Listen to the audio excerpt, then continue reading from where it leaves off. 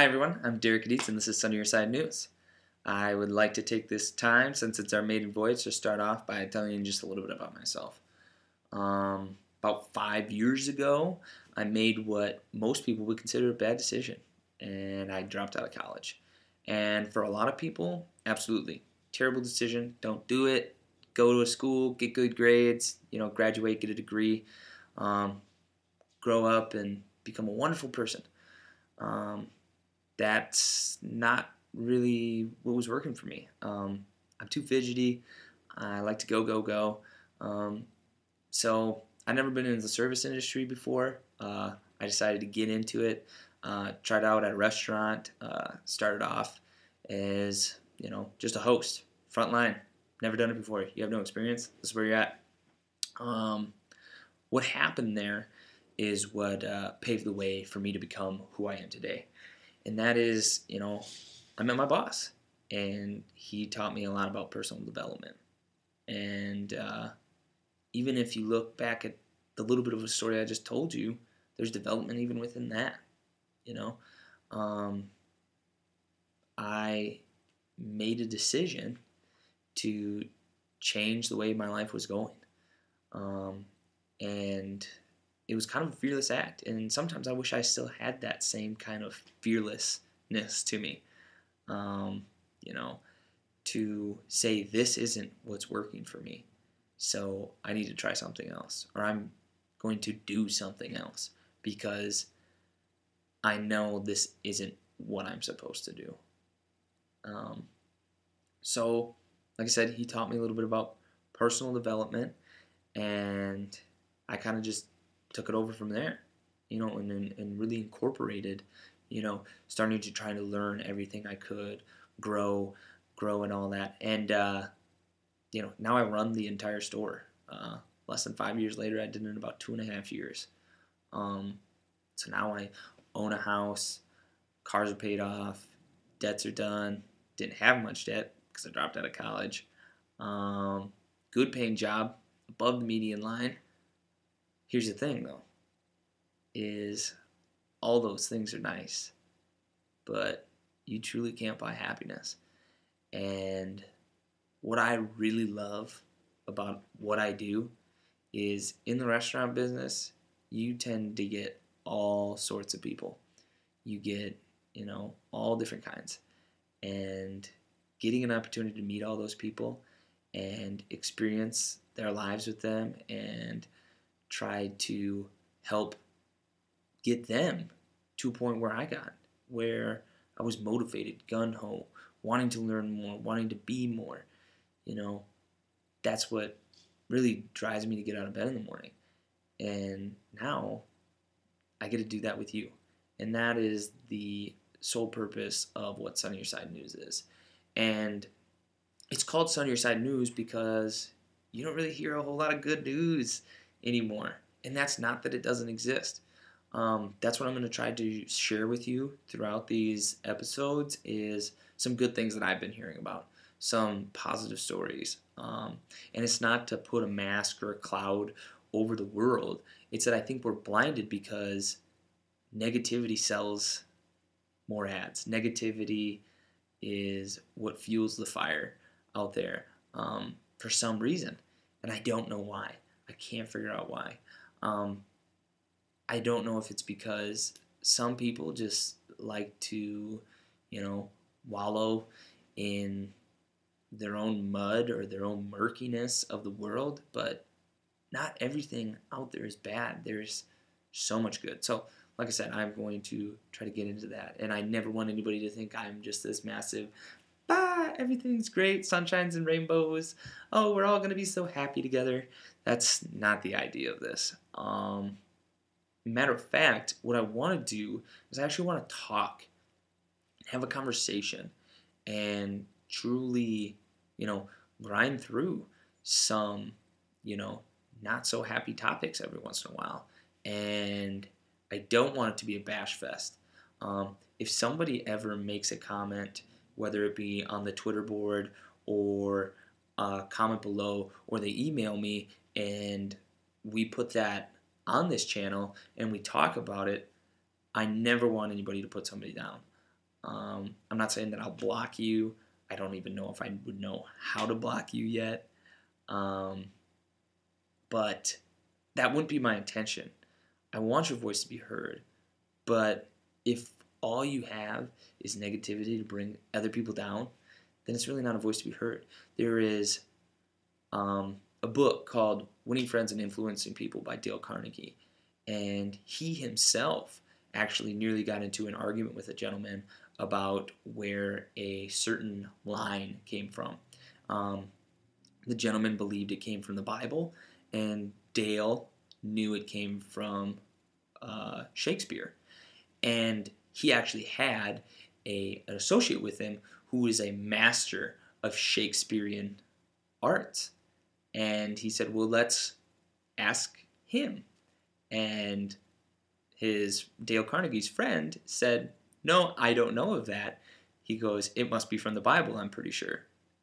And the gentleman, got up, walked away, and was gleaming happy. And Dale turned to him and he goes, you know that was from Shakespeare. He goes, absolutely. It was Macbeth, chapter 2, section 3, such and such. And he goes, well, then why would you do that? He goes, sometimes in life, you shouldn't look to prove somebody wrong.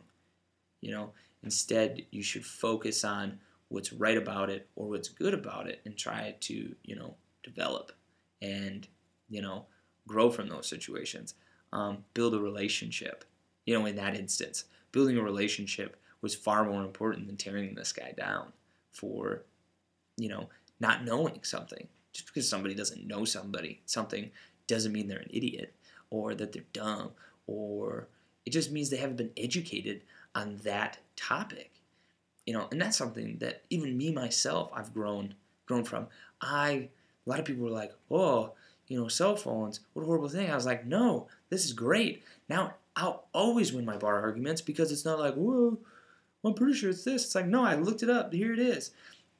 Yes, makes me feel good. Oh, I'm so smart. Look at me. I just won. I've had 3 beers. You've had 4. It doesn't hold any weight in life. It doesn't make you friends. And a lot of people will say this too. Friends aren't important. That can be taken either way. But what you shouldn't do is go through life trying to make enemies. You don't need to go through life trying to necessarily make friends.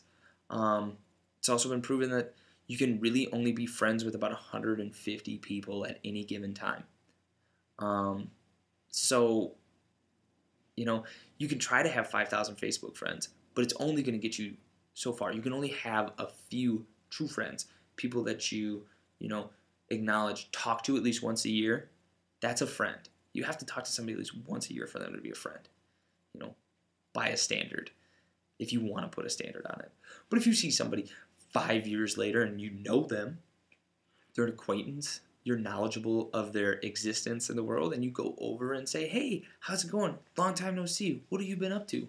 But again, you could go on years again without ever trying to make contact with that person. That's not your friend. So anyway, there's about 150 people that you can truly be friends with. But there's a lot more enemies you can make. So why prove somebody wrong? Why make an enemy when you can make a friend? Go through life trying to make friends. Anyway, back to the news. Kind of went on a tangent. That's going to happen a lot. What I want to talk about is how we, as a society of people, and the society probably won't be that big. Right now, I think it's just me because I'm making this video in my living room at, 9:30 on December 13th, 2016. It might not get its first view until the new year. It might not get its first view until next new year. I don't really know. But when we do start, I want us to try and make changes. I would love rebuttal blogs. If somebody wants to start their own channel where we can create a discussion board of some sort, that would be amazing. What I want to do is I want to make a difference. And I don't think there's very many people out there that would disagree with wanting to do that. And to make a difference, you have to be willing to get along. So We're not going to bash people, right? We're going to make friends. And if we disagree with somebody, that's okay. But name calling, belittling, such things are unnecessary. But trying to also understand somebody's view and respecting that is also another way. Because just because I don't say hurtful words doesn't mean I disrespect you. By not truly listening, by not truly giving that person the time or trying to understand something open-minded, you're doing the same thing. If it's only your view and you need them to understand your view before we can ever get by something, we're going to get nowhere. So, what I'm going to end this off with here is I'm going to talk about a young man who's older than he was when this story, I read it, and his name is Easton LaChapelle. And please correct me if I butcher some items in this story. Like I said, I read it once, and I think it was a great story. So I want to just share a snippet of it, okay? And again, if I'm wrong, please correct me. I invite the correction. Call me an idiot. I probably am. But it's pretty hard to break me, ladies and gentlemen. So Easton LaChapelle, young man, I think he was around 13, 14, 15, right in there, give or take a year. He took a Nintendo Power Glove and he synced it with a hand that he made out of Richter sets and Legos and Tinker Toys and all sorts of crazy cool stuff. And he made it so that when his hand on one opened and closed, the hand that he created would do the same. So the glove's a glove. He wears the glove.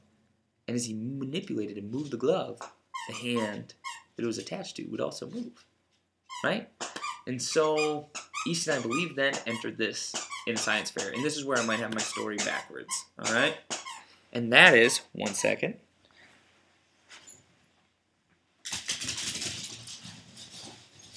I have 2 dogs, and they love squeaky toys. So he took this to the science fair, or so I believe this is when he took it to the science fair. And he met this little girl. This little girl, I believe, was around 8, 9 years old. She had a prosthetic arm. Prosthetic arm cost her about $80,000. Couldn't lift much more than 50, 60 pounds. Okay? And I don't even think it was that much. Could have even been less. 30, 40 maybe. And it was a claw, right? And it's her own muscles that made this thing move. It was no brain. She couldn't have complete dexterity of it. So Easton was like, that's no bueno. That's not good enough. I think I can do something better. So Easton, through YouTube videos and self-education, self-development, studied and learned and grew, and he made a little cash, and he bought himself a 3D printer. And he printed off a design of a hand, 3-dimensional, and he took some other YouTube videos and with a Bluetooth headset, reverse compatible so that it could read neurological functions of the mind and sync that up with the arm. And the arm that he created cost a little less than a couple $100, okay, $80,000, couple $100, all right, can lift, curl 300 pounds, okay, whether it was 60 or 30, 300 pounds is still more, okay, and it doesn't work off a muscle. Bluetooth headset reads neurological functions of the person wearing it. So therefore, they can just think and move the arm. Well, NASA found out about this kid, and they wanted him to work for him. So they let Easton head the program of a NASA operation. Now, he's a little young. I'm sure he didn't just get complete amnesty to just do as he pleased. So as he was going through these projects, he really didn't like the direction it was going, and he dropped out. And he decided, you know what? I don't like the direction you're going. I'm just going to do this on my own. And a lot of people be like, whoa, are you crazy? You have unlimited resources. This is NASA. But, hey, if you're not doing what you want to do in life, don't do it. If you're tired of working that same 8 to 5 every day, quit. And if you're doing it because you're comfortable, Quit being comfortable. Life's not meant to be comfortable. Life's meant to be tough. Uh, it's how you get. It's how you get rougher, and it's how you grow. It's how you get a cut on your arm. Okay, it heals back up. It comes back stronger. You have to be willing to take some bumps and bruises in life if you want to get anywhere that's worthwhile. If you want to become somebody that can make a difference, you have to become stronger, and you have to be willing to take some bumps and some bruises in life. So, yeah, hats off to Easton. I hope someday you watch this video, and I hope I didn't butcher the story too much. I think your story is amazing. Gives us all a little bit of that stuff right up there. So, yeah, I mean, I'm inspired, man. I'm 25 years old, and I'm inspired. It's a beautiful story. And that's a wrap on episode 1, ladies and gentlemen. I hope you enjoyed it. I'm going to end you off with a video of a cute dog.